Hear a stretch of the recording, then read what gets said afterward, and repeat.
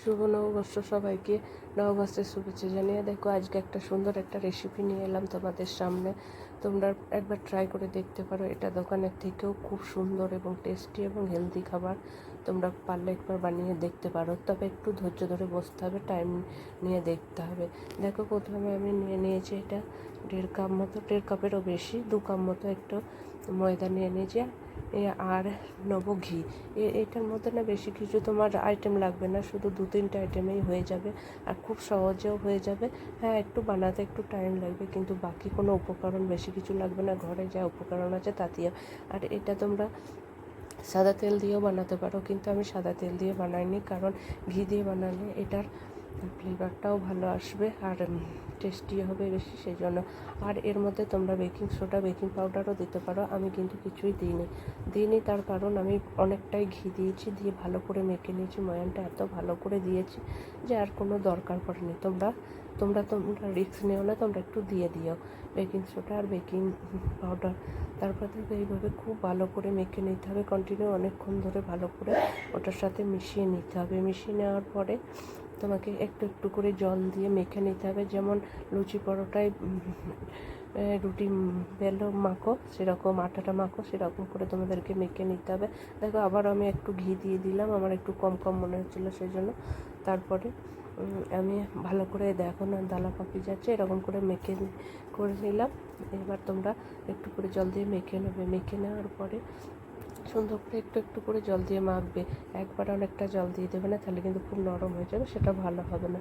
তারপরে মেখে নেওয়ার পরে কিছুক্ষণ ঢেকে রেখে দেবে, ময়দাটাকে ভালো করে ঢেকে রেখে দেবে, তাহলে একটু বেশ নরম হয়ে যাবে আর সফট হয়ে যাবে, আর ওটা তোমার বেলতেও খুব সুবিধা হবে। এইভাবে ঢাকা যখন মাখা হয়ে যাবে, দেখো খুব সুন্দর মাখা হয়ে গেছে, এবার ঢাকা দিয়ে রেখে দেবো। আর এদিকে আমি চিনির রসটা সেরাটা বানিয়ে নেবো। বানিয়ে নেওয়ার জন্য আমি কতটা পরিমাণ চিনি আর জল নিয়েছি সেটা তোমাদেরকে দেখিয়ে দেবো। আমি দেখো ওইটার 1.5 কাপ মতো, 1 কাপ আর একটু চিনি দিয়েছি, আর 1 চামচ মানে এক ওই চামচটার 1 চামচ মতো জল দিয়েছি। এবার তোমরা যদি একটু রস খেতে চাও, তাহলে একটু রসটা পাতলা করে বানাবে। আর আমি কিন্তু, আমার মেয়ে কিন্তু শুকনো পছন্দ করে, তাই আমি কিন্তু একদম করে বানাইনি, আমি একটু রসটাকে বেশিক্ষণ পাকিয়েছি। হ্যাঁ, তোমাদেরকে পরিমাণটা দেখিয়ে দিচ্ছি, কিন্তু আমি ওই রসটা দিয়ে বানাইনি, আমি চিনিটা দিয়ে বানাইনি। আমার কাছে অনেকটা রস বাঁচা ছিল গোলাপ জামুনের। আমার 1 ডিব্বার মানে কেনা গোলাপ জামুন আনা হয়েছিলো, ওই রসটা ছিল, সেই রসটা দিয়েছি আর একটু চিনি দিয়েছি। দিয়ে দেখো খুব ভালো করে আমি ওই রসটাকে পাকিয়ে নিয়েছি, বেশ যাতে ওই চিনিগুলো না গায়ে গায়ে লেগে যায় আর দেখতেও ভালো লাগে, সেই জন্য আমি সেরকম মতো করে রসটা বানিয়ে নিয়েছি। তোমরা দেখবে, হাত দিয়ে দেখবে যে একটু আটা আটার মতো হচ্ছে, সেরকম মতো বানাবে, যে তোমরা যেমন খেতে চাইবে। যদি তোমরা রস খেতে চাও, তাহলে একটু রসটা পাতলা করবে, আর যদি একটু শুকনো খেতে চাও, তাহলে একটু বেশি করে পাকাবে। এবার দেখো আটাটা খুব সুন্দর করে মাখা হয়ে গেছে। এবার ওই মাখা আটাটাকে আমি 2 ভাগে লেচি করে নিয়েছি। এবার একটা ভাগ দেখো খুব সুন্দর করে বলতে হবে।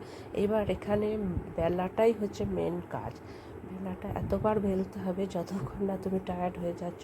বারবার এরকম করে গোল করে বেলবে, ফির কাটবে, তারপর আবার ফোল্ড করবে। এইভাবে কমসে কম 5-6 বার 7 বার এরকম করে বেলবে আর ফোল্ড করবে আর কাটবে। এইভাবে করতে করতে তারপরে তুমি যেরকম শেপ দিতে চাও সেরকম শেপ অনুযায়ী বালুশাহিটা কেটে নেবে। এইভাবে আমি দেখো অনেকবার করেছি, কিন্তু দেখাইনি অতক্ষণ, মানে টাইমটা অনেকটাই চলে যাচ্ছে বলে আমি দেখো কতবার করেছি।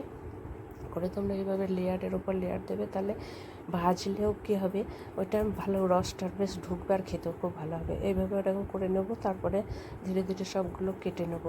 কেটে নেওয়ার পরে তোমাদেরকে আমি ওটা প্রথমে ধিমে আঁচে ভাজবো, তারপরে ধীরে ধীরে যেই একটু একটু ভাজা হবে তখন একটু গ্যাসটাকে বাড়িয়ে নেবে। এইভাবে লো টু মিডিয়াম আঁচে তোমাদেরকে একটু একটু করে ভাজতে হবে।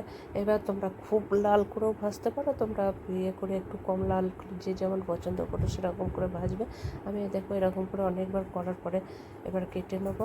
সত্যি এইখানটায় অনেকটা টাইম যায় এরকম করতে করতে, কারণ তার নইলে তো ভালো করে ফুলবে না, সেই জন্য এরকম করেছি। এবার ধীরে ধীরে সব এরকম করে একবারে কেটে নিয়েছি, তারপরে একদিকে ভাজবো আর একদিকে করবো, মানে রসের মধ্যে ফেলবো। আর রসটা একটু গরম থাকতে থাকতেই তোমরা এগুলো ভেজে ফেলে দেবে। ওই রসের মধ্যে ফেলে দেবে। তাহলে আর তোমরা দেখবে কিছুক্ষণ রেখে দিলে এবার ওই রসটার মধ্যে না আমি 3-4টে এলাচ দেখো ফাটিয়ে দিয়ে দিয়েছি, তোমরা পিষেও এলাচটাকে দিয়ে দিতে পারো।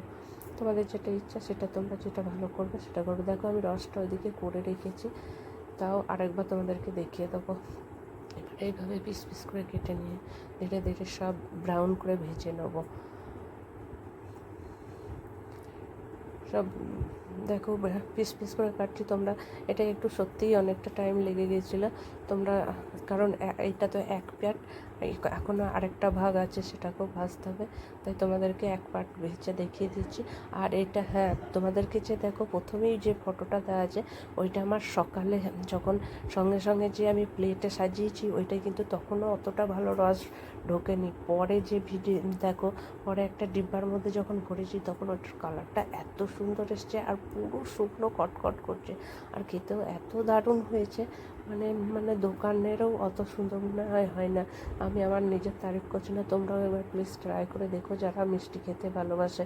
আমার মেয়ে তো এরকম শুকনো শুকনো খাবার খুব পছন্দ করে, তাই তোমাদেরকে বারবার রিকোয়েস্ট করছি যে তোমরাও একবার করে দেখতে পারো। আর এটা না অনেক দিন থাকবেও, তাই বললাম। আর আমি যখন বাড়ি যাই তখন এই বালুশাহিটা আমি অর্ডার দিয়ে দিয়ে নিয়ে আসি, যে কতবার যে নিয়ে এসেছি, এবারেও গিয়েছিলাম নিয়ে এসেছি, তাই এবারে ভালো চলো আমি একটু নিজে ট্রাই করে দেখি। এর আগেও আমি করেছি, বানিয়েছি, কিন্তু এবারেরটা সব থেকে বেশি ভালো হয়েছে। আগেরগুলো একটু শক্ত শক্ত হয়েছিলো, এবারটা এত সফট এত নরম হয়েছে যে মানে কি বলবো তোমাদেরকে বলে বোঝাতে পারবো না। তোমরা প্লিজ একবার ট্রাই করে দেখো যারা মিষ্টি ভালোবাসো।